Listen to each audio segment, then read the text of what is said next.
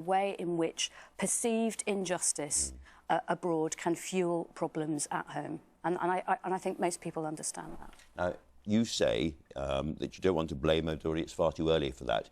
And yet, over the last 24 hours, the Labour Party has talked relentlessly about cuts to the prison service, cuts to the probation service, and those are political decisions taken by Conservative politicians, and indeed foreign policy, again political decisions. So, in a sense, you have already, as a party, politicised this. Here's the problem, Andrew. You know, those issues were already at the heart of our programme before Friday's incident. We have a view of a multilateral, more peaceful world. We have a view about austerity. We have a view, and I've been talking about this before Friday. We have a view about what cuts to the criminal justice system mean, and we cannot. And here's the thing: we can't stop talking about those things because a terrorist has acted in the way that he has. But at the same time, I do think it's a mistake to pretend that one political party, rather than another, is responsible for a terrorist incident or in the future could keep people absolutely safe. We do need to not be defeated by this terrorist atrocity. We need to carry on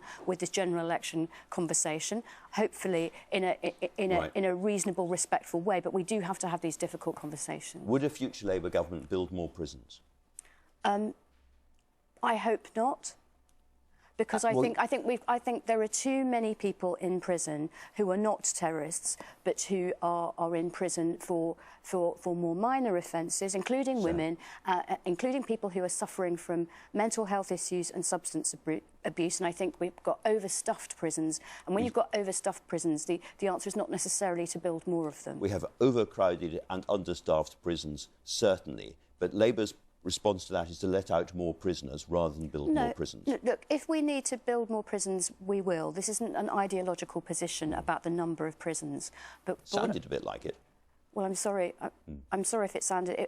I'm not saying that there should be X number of prisons or Y number of prisons, but what I'm saying is we need to think about who's in prison, and we need to think about what happens to people when they're in prison. Yes. And if you put people in prison, you've got a huge responsibility for their care and their rehabilitation and making sure that when they come out, as most prisoners will come out, they are not more dangerous than when they went in.